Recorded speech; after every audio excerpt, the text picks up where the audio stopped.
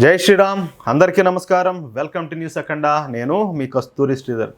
నేను గత వీడియోలో కూడా చెప్పిన నాయన వీళ్ళు జాంబీగాళ్ళు ఎక్కువైపోతారు, రకరకాల జిహాదీల పేర్లతో అయితే ఈ దేశంలో మెజారిటీ ప్రజలైనటువంటి హిందువులను అయితే ఏదో ఒక విధంగా గబ్బుబట్టేయాలని చూస్తానని చెప్పి నేను చెప్పిన. దీనికి సంబంధించి ఇదే కోలో ఇంకొక దారుణం ఒకటి జరిగింది. దాని గురించి ఇప్పుడు మీకు చెప్పే ప్రయత్నం చేస్తా. ఉత్తరప్రదేశ్లో మరొక పెను ప్రమాదం తప్పింది. కొంతమంది జిహాదీలు చేసిన పనికి కొన్ని వందల మంది, ఒకరిద్దరు కాదు కొన్ని వందల మంది అమాయక ప్రజలు ప్రాణాలు కోల్పోయిండు. అయితే అదృష్టవశాత్తు పెను ప్రమాదం అయితే తప్పింది. వందలాది మంది అమాయకులు అయితే కాపాడబడినారు దేవుడి వల్ల.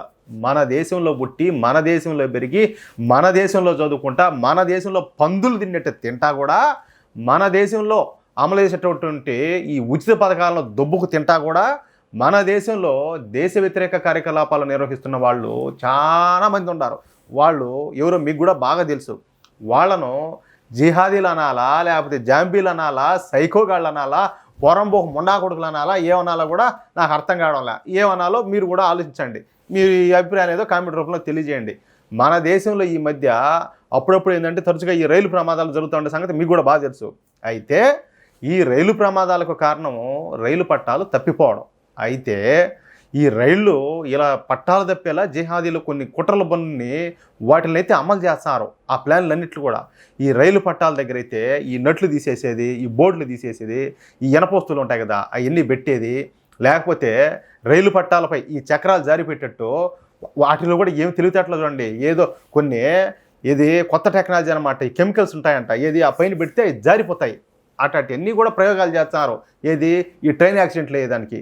అయితే ఇప్పుడు ఉత్తరప్రదేశ్లోని ఫరూఖాబాద్ ప్రాంతంలోని కాసగంజ్ అనే పట్టణంలో ఈ జిహాదీగాళ్ళు ఇదే రకమైనటువంటి జిహాదీలకు పాల్పడినారు. ఇంతకు అది ఏందయ్యా అంటే, ఈ కాసగంజ్లో ట్రైన్ పట్టాలు తప్పిపోయే విధంగా పెద్ద చెట్టును ఒక దాన్ని తీసుకొచ్చి రైలు పట్టాలకు అడ్డంగా పడేసినారంట. చూడండి ఎంత ఈ సైకోలు కూడా ఈ మార్చేయరు. సైకోలు అన్నా కూడా తక్కువే వీళ్ళ. అందుకే నేను చెప్పేది వీళ్ళ జాంబీలు అనాలా, జిహాదీలు అనాలా, వీళ్ళు ఏమనాలా కూడా నాకు అర్థం కాల. అంత సైకో చేష్టాలేమి.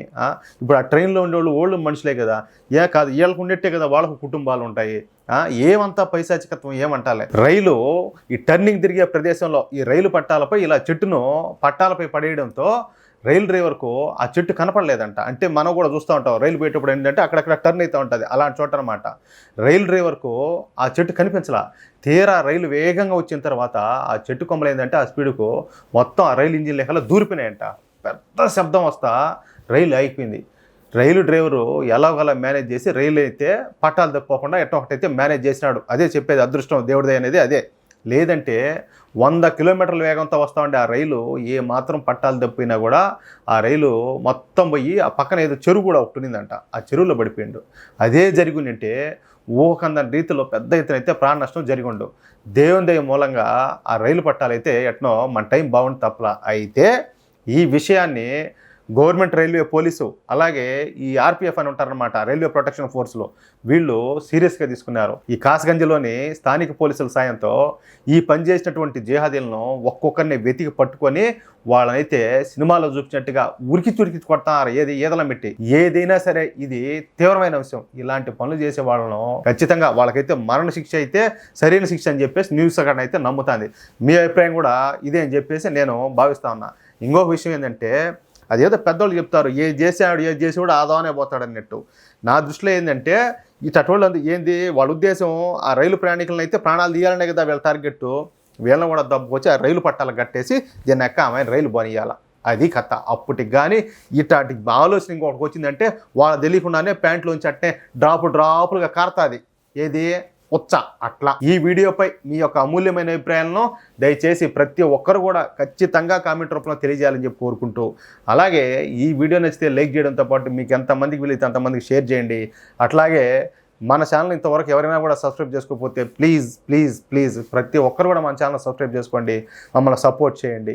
మీరు సపోర్ట్ ఉంటే ఇంకా మేము ఇంతకంటే ఇంకా విలువైన వార్తలు ఇంకా మరెన్నో తీసుకురాగలుగుతాం. లేదంటే మేము ఎంత కష్టపడినా కూడా మాకు ఆదరణ దొరకనప్పుడు మాకు నిరుత్సాహం అని వచ్చేస్తుంది అనమాట. మీరు ఎంత సపోర్ట్ చేస్తే మాకు అంత ఊపు వస్తుంది. అది లెక్క. జై శ్రీరామ్.